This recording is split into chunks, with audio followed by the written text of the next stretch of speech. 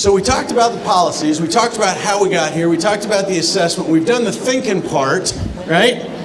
Well, now it's time to take off the jacket because we're going to get to work, okay? Now it's going to be the part about you participating, less about listening to us and about the role you're going to play with us. Anybody in here an advocate? Anybody a lobbyist? Oh wait, I am. I know. You're like, what? He's a lobbyist? I know, it's the only profession that actually ranks below trial lawyer in public opinion polls. I love that. But the thing that's funny about it is I love doing what I do because as a lobbyist, I get to get involved in politics. Right? People are like, oh my God, politics. Does anybody know what the definition of politics is? You divide the word apart, poly, meaning many, ticks, blood-sucking insects, right? No, that's not it? Oh, that's right. Politics is the allocation of scarce resources amongst competing interests. That's the actual definition. And for those of you who think, oh, I don't like politics, you are involved in politics every day of your life. Anytime you work on your budget for your department, anytime you want anything for your job, you are involved in advocacy, you're involved in politics, right? So raise your hand again. Who's been an advocate? Everybody's been an advocate, right? How many of you have 5-year-olds? Raise your hand, or have had a 5-year-old at some point. They're amazing advocates,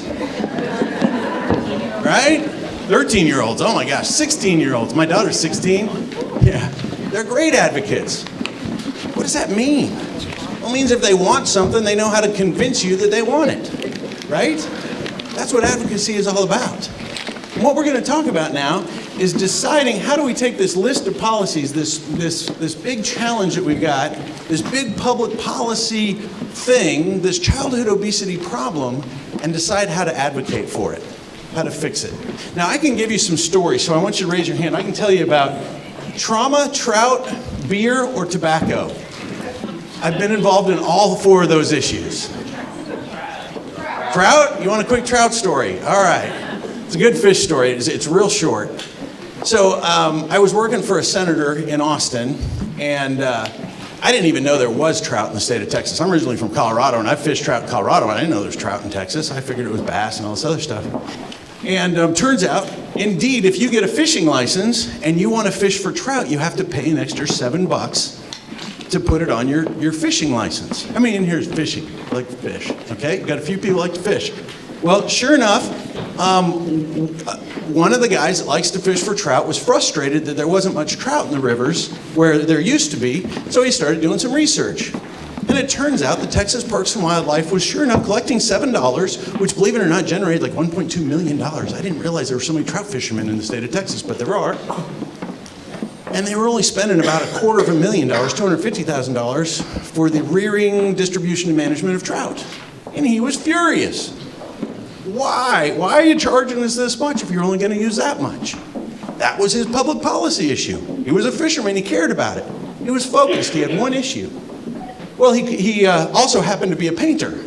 And he talked to some of his friends. There's actually an organization called Trout Unlimited. I didn't even know. It's like a union for trout people, fishermen. So, and he was painting, and sure enough, he ended up getting a job at Senator Harris's house. Now, I'm not saying that all of you need to go start painting so you can get jobs at senators and state representatives' houses or city council member or anything like that, but it was a weird connection that just happened to fall in his lap. So the senator was coming and going, and he was painting, and the senator said, how's it going? And they were chit-chatting and carrying on, and yeah, you missed a spot over here, that. He said, oh, by the way, I'm a trout fisherman, and I'm really mad about something. And the senator said, well, what are you mad about? And he said, well, I spend $7 on my trout stamp, and I found out that they're not spending that. The state is using that for something other than trout. If they're only going to charge me $2, if you're only going to put $2 worth of trout in the rivers, then don't charge me $7. It's a small issue, right? But to him, it was very important. He was passionate about it. And the senator said, I don't know anything about that. So what did he do the next time he was in Austin? I was his chief of staff. He came to me and said, hey, Tim, can you research trout? What? Yeah, apparently we're not managing trout right. So sure enough, I made a few phone calls, and it turns out he was right. We weren't managing trout right. So we tried to address it at the regulatory level and just tried to put a little pressure on him, and Parks and Wildlife didn't even take our calls. And we're like, really? I'm from a senator's office. Don't you think you ought to at least respond? They were like, nah, we got it handled, we're good. And so the next session, the senator filed, I think it was SB 7204, some ridiculously high number. And it was a one-line bill that basically said, Parks and Wildlife shall use all funds raised from the trout stamp for the distribution, rearing, and management of trout. That got their attention. It's a real story. I can't make this up. It really happened. And we passed that bill all the way, and the governor signed it. And you know what? There's more trout in the rivers now because that guy was an advocate. That guy was passionate about an issue. I can tell you about big healthcare issues, youth access to tobacco. We've been involved in that. A lot of people in this room may have been involved in that back in the 90s, trying to reduce the access kids had to tobacco. We can talk about the improvements to the trauma care system, funding of Medicaid. We could get into all sorts of issues. The Trout Stamp Fund is just a fun issue because a guy that had no expertise whatsoever in being a lobbyist changed something. So anybody that cares passionately about an issue, that wants to get involved, can change things. Okay? Now, I use that as a state legislative example because that's some of my background. I do a lot of work at the state legislature, but we also do work at the city. We also do work at the county. There are all sorts of levels. I've done work at the school district. How many of you talked before to a school board member? Raise your hand if you talked to a school board member about something.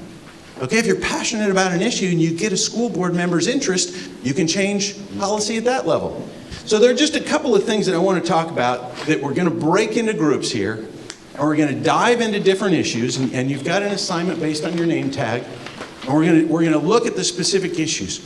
But what we're really looking at is how do you take one issue? I'm not asking all of you to say, all right, all of you have to take 15 issues and you're all going to be involved in all 15. With enough people in this room, if each one of us gets passionate about one of those, you'd be amazed at how much we can change. Okay? Don't worry about all 15. Trust the other 14 people that are going to handle theirs, but pick one. The lady that was passionate about breastfeeding up here, okay? I bet she's going to be involved in that one with us. And we're going to do that at the local, the county, the state level. There's going to be some really interesting activities that we're going to do with that one, okay? But here's some points that I just want you to think about. One, be passionate. Don't just be so-so about your issue. If you're kind of so-so, it's not going to change anything. Care about your issue. Don't pick an issue that you don't care about. Because it may take a couple of years. It may take 5 years. If you're really passionate about the Safe Neighborhoods policy, you're going to be involved in that the rest of your life. Whoa, that was kind of heavy. You didn't expect that, did you? I know people who have been working on Medicare for 35 years. They're passionate about access to health care for the elderly. They work on that every day. They're up in DC, they advocate for it, they stay on top of that every day. If you want to take on some of these issues, you may be taking on a life mission. Didn't expect that one, did you? All right, so be passionate, be positive. It's amazing how many times I've worked with people that get involved in an issue and they run into one barrier and they throw up their hands and go, oh, our government doesn't work, nothing works, it's horrible, I quit, forget it, I'm going home, I'm going to do my job because it doesn't work. Yep, that's right. Our government is supposed to be slow and deliberative. That's exactly the way the designers intended it to be. Most people get annoyed with that, but it's supposed to be slow and deliberative. Why? Because if it's a good idea now, it's still going to be a good idea next year, and it's still going to be a good idea in 5 years. But it'll go through the process. People will think about it. People will review it.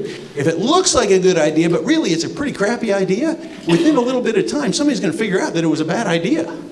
That's why it's supposed to be slow and deliberative. So you got to be positive. You got to have some tenacity. Be creative. Be creative. There's no one path that says you have to advocate this way, or that there's even a playbook. The painter didn't know that all he had to do was talk to a senator. He did. He just got the opportunity and he talked to him. On the craft beer issue that I've worked on this past year, this group of passionate people started a website, started Twitter, started social media. Why? Because they're all a bunch of tech geeks that like to drink beer, and they figured, well, we use the skills we've got. And they built a whole social media campaign around craft beer. Now, does that mean it's going to work for health literacy? Might be part of the tool. But you got to figure out where are the touch points, who makes these decisions, and figure a creative way to create that change, to force that change. And it's not one path. We can all come up with different ways of doing it. The last thing I want to say is listen for connections. listen for connections. Just because your state representative may be John Zerwas from Fort Bend County or Sylvester Turner from here in Harris County or somebody, doesn't mean that you absolutely have to go to them, okay? If you hear of a county commissioner that cares about your issue, if you're listening and it's your issue, go in and talk to them. Say, hey, sign me up. I hear that you're interested in this issue. I'm listening to you, and I'm going to make a connection to you because I think you're passionate about the issue I'm passionate about. And if you hear about another organization, so like right now, the county may be working on an issue that they're passionate about, and they find out that the city's interested. Listen, make that connection. It's amazing how much groups of people can achieve when you get in a parade and you all get going in the direction. We're all together in this room in a parade right now because you care about childhood obesity. If you didn't, you wouldn't be here today, right? But your issue may be different than her issue, which may be different from his issue, but you all care about childhood obesity and you're going to pick one of these things, okay? So as we break up, we're going to go into these rooms. We're going to do a little bit of a deep dive into each one of these. We're going to talk about leadership. Who's involved in this? We're going to talk about opportunities. We're going to talk about connections. We're going to figure out how to advocate for the change we want, okay? It's going to be fun. It's not that painful. Trust me, what I do is not painful. It's a lot of fun. It's frustrating at times, but if you're passionate about an issue, you want to create change, you can do it. We can all do this together, all right? Let's break up.